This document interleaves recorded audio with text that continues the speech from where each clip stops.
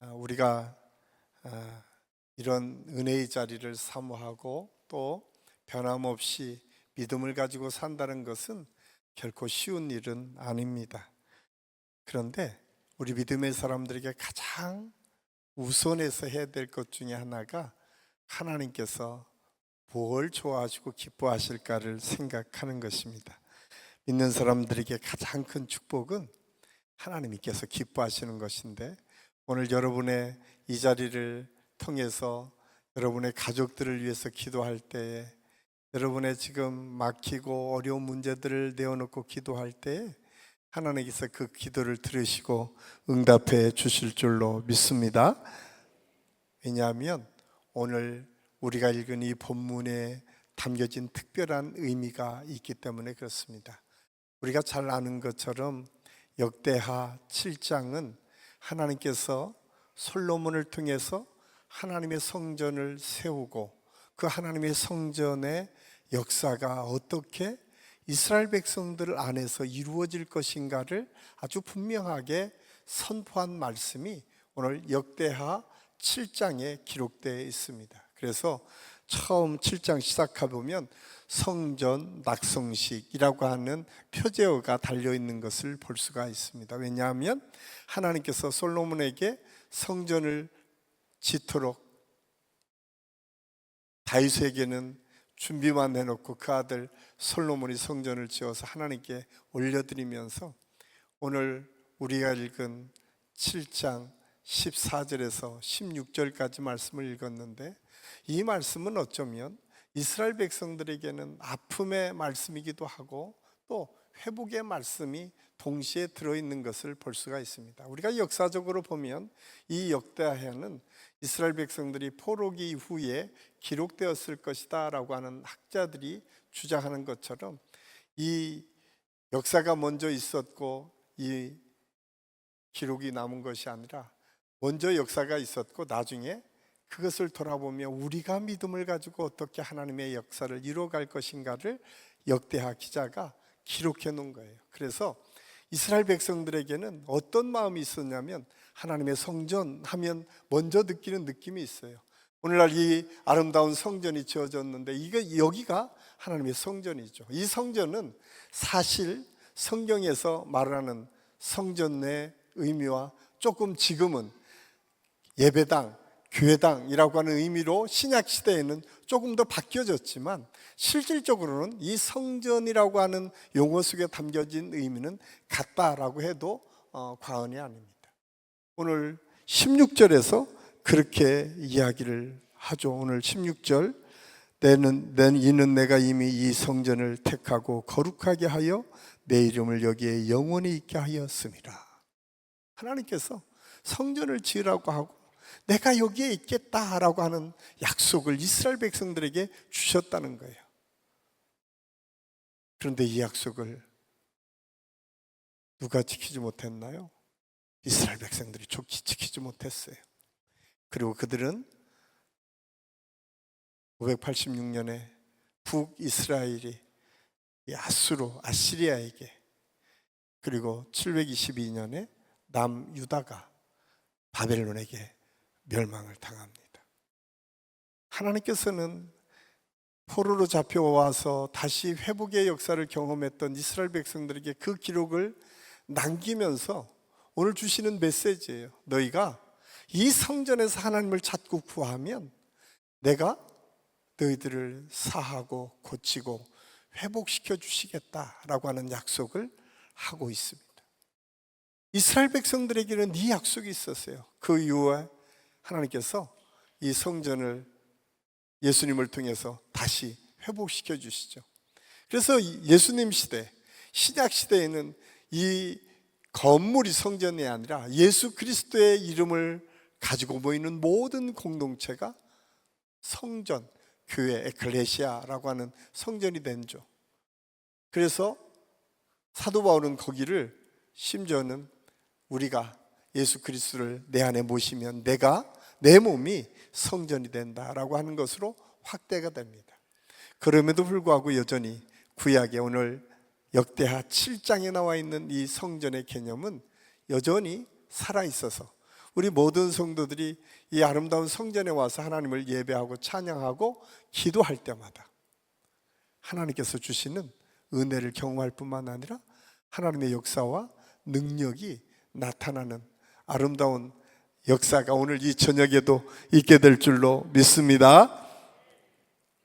그렇기 때문에 우리는 이전에서 기도하는 것이 축복이고 은혜예요. 오늘 성경이 그렇게 말하고 있어요. 내 이름으로 일컫는 내 백성이 그들의 악한 길에서 떠나 스스로 낮추고 기도하여 내 얼굴을 찾으면 내가 하늘에서 듣고 그들의 죄를 사하고 그들의 땅을 고칠지라. 듣고 사하고 고쳐주시겠다. 이 약속이 하나님께서 성전을 통해서 우리와 교통하시겠다라고 하는 하나님의 약속에 감춰져 있습니다. 그래서 우리가 잘 아는 종교개혁자 칼빈은 그런 얘기를 했어요. 기독교 강요에서 하나님과의 교통을 여는 열쇠, 이것이 기도다라고 이야기를 했습니다. 그러면서 그는 심지어 이런 얘기까지 했어요. 기도하지 않는 것은 하나님과의 관계를 단절하는 것과 같다. 기도하지 않는 것은 하나님과 단절하는 것과 같다는 거예요. 우리가 기도할 때 하나님과 소통하는 역사를 경험할 수 있음을 알 수 있습니다. 그럼에도 불구하고 우리가 잘 기도가 안 되죠. 왜냐하면 크게는 세 가지인데, 하나는 우리가 너무 요즘 바쁘게 살잖아요. 바쁘게 살아요. 그래서 우선순위가 언제부턴가 우리도 모르는 사이에 좀 바뀌었어. 우선순위가 내가 먹고 내가 사는 것, 이게 우선순위가 되다 보니까 제일 나중에 어떨 때? 내가 힘들 때, 내가 문제를 만날 때, 내가 어려움을 겪을 때 하나님께 기도할 때가 참 많이 있습니다. 그래서 우선순위에 대해서 우리가 좀 점검을 해야 돼요. 또 하나는 우리가 무기력감에 빠질 때입니다. 영적으로 너무 다운되고 지쳐 있으면 기도할 힘도 없죠. 그래서 우리가 중보기도가 필요하고, 이런 예배 시간이 필요하고, 이런 예배 찬양과 함께 할 수 있는 이 공간이 필요한 거예요. 그래서 여러분이 혹시 내가 영적으로 다운됐다고 느껴질 때는 무조건 예배당에 와서, 성전에 와서 앉아있는 것만으로도 하나님께서 위로해 주시고 만져주시는 은혜의 역사를 경험하게 될 줄로 믿습니다. 그래서 저는 가끔 설교 준비가 잘 안 되고 그러면 그냥 여기 와서 앉아서 한 30분 정도 묵상하면 정말 많은 아이디어들도 또 생각들도 정리해 주시는 것들을 경험하게 됩니다.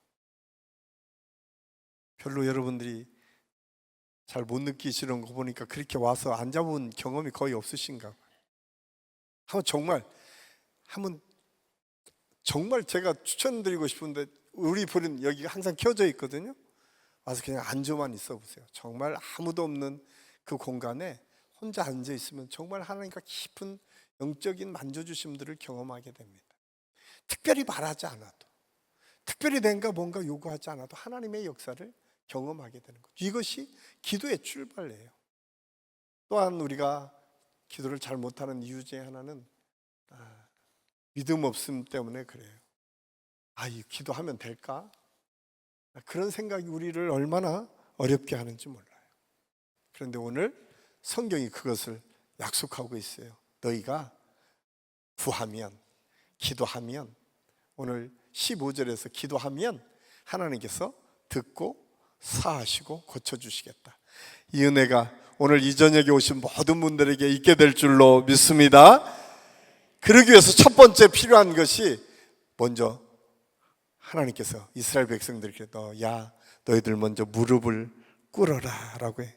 근데 그 무릎 꿇라라고 하는 말 속에 먼저 겸손히라고 하는 말을 첨가해서 하나님께서 말씀해요. 내 백성이 스스로 낮추고, 나를 스스로 낮추고 겸손하게 하나님께 구하면 그때부터 하나님께서 들으시겠다라고 말씀합니다.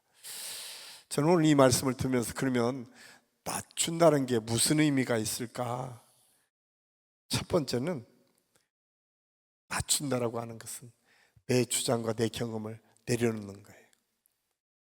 여러분, 기도할 때는 대부분 사람들이 뭘 하냐면 내가 필요한 것만 막 하나님께 구하기를, 내가 지금 뭔가 하고 싶은 이야기만 하나님께 쏟아놓고 그냥 가는 경우가 참 많이 있어요. 그런데 스스로 낮춰라 라고 얘기하는 것은 내 경험, 내 주장, 내 생각을 좀 내려놓는 것부터 합니다. 그래서 기도는 하나님, 내가 여기 왔어요. 너무 어렵게 생각하지 마세요. 하나님, 나 여기 왔어요. 나 이거 힘들어요. 이게 기도의 시작이 되어야 돼요. 우리는 기도를 어떻게 하냐면 전능하시고 자비하시고 온 우주 만물을 창조하시고, 자꾸 이렇게 여러 가지 수사를 붙여서 하나님을 찾다 보니까 한참 이제 언제 끝날까, 나를 부를 때가, 이렇게 생각할 수도 있어요. 꼭 그렇게 하지 않아도 돼요. 그냥 하나님, 나 힘들어요. 나 아파요. 나 지금 너무너무 힘들어서 하나님과 좀 대화하고 싶어요. 이게 기도가 돼야지. 그게 나를 낮추는 거예요. 나를 내려놓는 거예요. 근데 우리는 이 세상에 여러 가지 것들이 얼마나 우리의 삶을 이끌어가는지 여러 가지 미사여구를 가지고 하나님을 찾고 구할 때가 참 많이 있어요. 적어도 우리가 하나님 앞에 스스로 겸비하여 낮췄다라고 하는 이 의미 속에는 그냥 내 것을 내려놓는 것, 내 생각, 내 주장, 내가 원하는 것을 지금 내려놓고 하나님 앞에 나아가는 것을 의미합니다. 그리고 이어서 굉장히 중요한 게 있어요. 하나님, 왜 그래요? 물어봐야 돼요. 여러분이 원하는 걸 먼저 얘기하지 말고, 하나님, 내가 뭐 했으면 좋겠어요? 나 이렇게 힘들게 하는 이유가 뭐예요? 하나님, 하나님의 뜻을 구해야 돼요. 하나님의 뜻을 구하지 않으면 우리가 아무리 대단한 기도를 해도 하나님의 뜻에 맞춰지지 않으면 그 기도가 응답되지 않고, 오히려 응답됐다라고 하면 그 기도는 하나님께서 원하지 않는 기도가 될 수 있어요. 그래서 나를 낮추는 기도는 내 주장, 내 뜻, 내 생각을 내려놓을 뿐만 아니라 하나님의 뜻을 묻는 거예요. 주님, 주님께서 원하시는 게 뭡니까? 이 일을 통해서 주님, 나를 통해서 주님께서 지금 이렇게 나를 힘들게 하는 이유가 뭡니까? 내가 물어봐야 되잖아요. 하나님은 반드시 응답해 주세요. 뿐만 아니라 먼저 또한 해야 될 것은 내가 스스로 낮아질 뿐만 아니라 하나님께 나아가서 내가 할 수 있는 것들이 없음을 고백해야 돼요. 하나님의 뜻을 묻는 것뿐만 아니라. 그래서 제가 아는 목사님은 항상 저한테 그런 기도를 한다고 얘기하더라고. 나는 할 수 없습니다. 사실 수많은 믿음의 사람들이요, 성경에 나오는 모든 믿음의 사람들이 하나같이 한 얘기가 뭐냐면, 나는 할 수 없습니다. 하나님, 나 할 수 없어요. 하나님, 나 할 수 없어요. 이것이 하나님 앞에 내려놓는 기도. 그래서 나를 내려놓는 기도는 이렇게 하나님 앞에 나를 내려놓을 때에 하나님의 은혜를 구하는 기도가 시작됨을 알 수가 있습니다. 두 번째로 오늘 말씀해 보면 회개하며 하나님의 얼굴을 구하는 사람을 하나님께서 찾으십니다. 오늘 기도하며 하여 내 얼굴을 찾으며, 이 원어의 뜻을 보면 단순히 얼굴의 형상을 보는 것이 아니라 하나님의 임재를 경험할 수 있어야 되는 임재, 이 임재가 굉장히 중요합니다. 사실은 하나님의 임재의 핵심은 뭐냐? 말씀이에요. 말씀. 그래서 여러분들이 말씀을 훈련하고 말씀을 많이 암송하는 이유 중에 하나는 우리가 기도를 많이 할 때 하나님의 임재를 경험해야 되는데, 하나님의 임재가 가장 확실하게 우리에게 임하는 것은 하나님의 말씀이에요.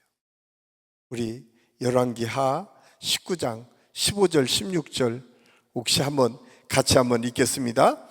그 앞에서 히스기야가 기도하여 이르되, 그룹들 위에 계신 이스라엘의 하나님 여호와여, 주는 천하만국의 홀로 하나님이시라. 주께서 천지를 만드셨나이다. 여호와여, 귀를 기울여 들으소서. 여호와여, 눈을 떠서 보시옵소서. 산의 비리 살아계신 하나님을 비방하러 보낸 말을 들으시옵소서.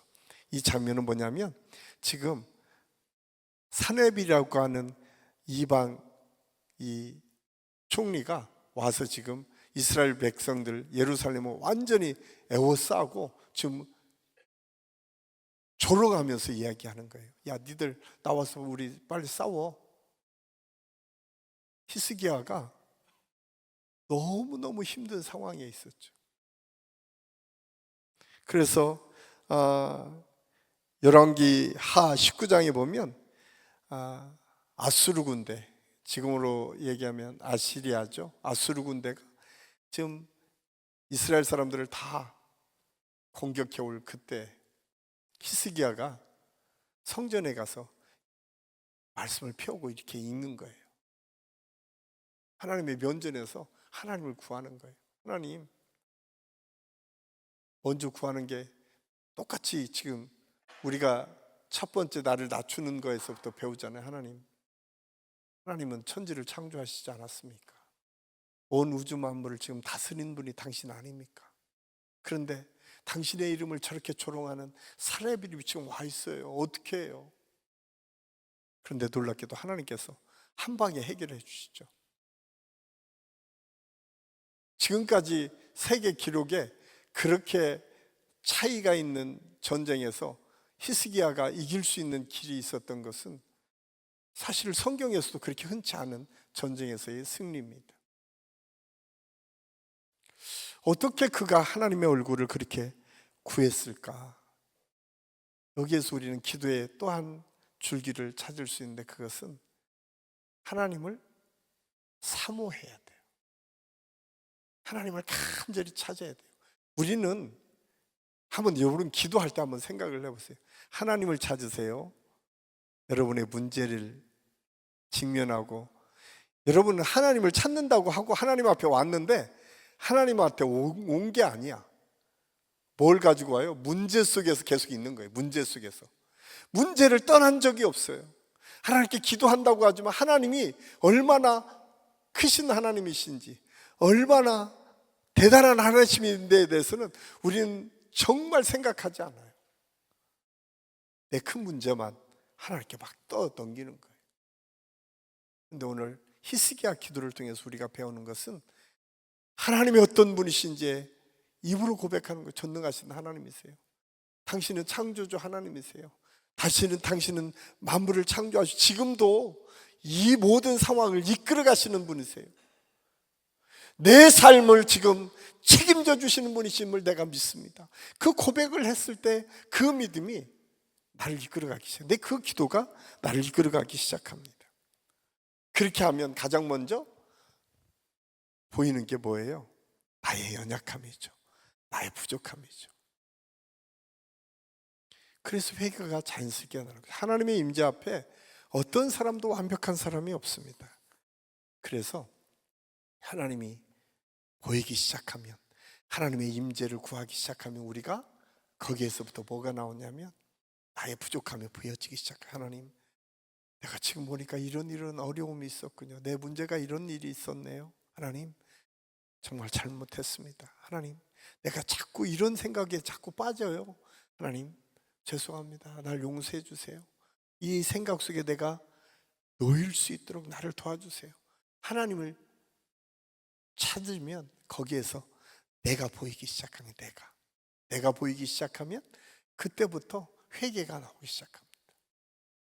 그러면 놀랍게도 하나님께 덮어주시는 은혜를 경험하게 됩니다. 우리가 룻기를 보면 보아스가 덮어주는 은혜를 경험하는 역사를 경험하거든요. 룻기의 핵심은 하나님이 어떤 분이신지에 대해서 설명을 하고 있는데, 룻은 아무것도 가진 사람이 아니잖아요. 그런데 보아스라고 하는 유력자가 그 모든 사람을 품죠. 그 모든 룻의 허물을 덮어서 아내로 삼는, 이것이 하나님께서 주신 사랑이라는 거예요. 그 사랑이 룻기를 통해서 우리에게 주세요. 그런데 그 하나님의 임재, 하나님의 친밀하심, 하나님의 은혜 베푸심이 기도를 통해서 경험할 수 있다니까요. 먼저 하나님을 구하고 하나님의 임재를 사모할 때, 내 잘못이 보이고 내 잘못이 회개되어질 때 하나님께서 나를 덮어주시는 은혜를 경험하게 됩니다. 이것이 기도의 능력이에요. 그러면 정말 시간 가는 줄 모르는 기도를 하게 됩니다. 저는 오늘 이 저녁 특별히 우리 여기 나오신 우리 항전직에 있는 모든 분들이 꼭 기억하셔야 될 게, 오늘 이 기도의 방법들이 내 삶에서 하나하나 이루어져서 그 기도가 온전히 하나님 앞에 상달되고 그 기도를 통해서 우리의 삶의 변화를 경험할 수 있기를 예수님의 이름으로 간절히 축원합니다. 그러면 하나님께서 그렇게 말씀하세요. 내가 듣고 그들의 죄를 사하고 그들의 땅을 고칠지라. 듣고 사하고 고쳐주시겠다. 그런데 여러분, 하나님은 리더들을 통해서 그렇게 세워가기를 원하세요. 여기 오신 분들이 다 리더예요. 나는 지금 이제 예수 믿은 지 얼마 안 되었는데, 그렇지 않아요. 예수 믿는 순간 우리는 누구라고요? 어디에 놓인 사람들? 등경 위에 놓인 사람이에요. 누가 뭐라고 하든 예수 믿는 순간 저와 여러분은 등경 위에 놓여서 세상 사람들이 예수 믿는 사람이라고 늘 우리를 주목하게 돼 있어요. 세상 사람들이 주목하지 않는 것처럼 보여져도 사단은 늘 우리를 예의주시하고 있습니다. 왜? 빛이기 때문에. 우리는 감출 수가 없어요. 그런데 이 빛을 통해서 하나님의 역사가 이루어지는데, 오늘 성경은 그렇게 말씀하고 있어요. 기도하는 사람들을 통해서 하나님의 역사가 일어난다. 저는 우리 항존직의 가장 중요한 일 중에 하나가 바로 이 기도다. 좋은 프로그램, 대단한 하나님의 말씀 다 중요하죠. 그리고 교회 안에 재정도 필요하고 수많은 것들이 다 필요합니다. 그런데 가장 중요한 것은 기도 무릎을 갖고 있는 믿음의 사람들이 많은 것이에요. 저는 한신교회가 그런 교회가 되기를 바랍니다. 이 금요응답의 밤에 우리가 많은 분들이 와야 될 가장 큰 이유는 우리가 기도해야 될 때인데도 기도하지 못하는 우리의 연약함들이 있기 때문에, 저는 기도하는 가정은 무너지지 않습니다. 기도하는 교회는 무너지지 않아요. 기도의 사람이 있는 나라는 망하지 않습니다. 성경이 그것을 우리에게 약속해 주고 있어요. 이스라엘 백성들이 무너졌던 가장 큰 이유, 기도의 무릎이 없어졌기 때문에 그래요. 그들은 그래서 알았어요. 오늘 역대하 기자를 통해서 우리에게 말씀하시는 거잖아요. 그 얼굴을 구하는 믿음의 사람이, 나를 낮추고 무릎을 꿇고 하나님께 기도하는 사람들이 있는 그 나라는, 그 백성들은 망하지 않는다. 하나님께서 반드시 그 기도를 들으시고 사하시고 고쳐주신다. 이 약속이 우리에게 있다는 거예요. 저는 오늘 이 저녁이 그런 하나님의 은혜와 축복을 경험하는 은혜의 시간이 될 수 있기를 예수님의 이름으로 간절히 축원합니다. 그래서 기도는 하나님과 관계를 회복시켜줘요.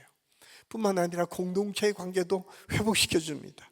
뿐만 아니라 가장 중요한 내 마음의 확신과 평강을 주세요. 누구도 앗아갈 수 없는 평강이 우리에게 있어요. 기도하는 사람만이 경험할 수 있는 은혜예요.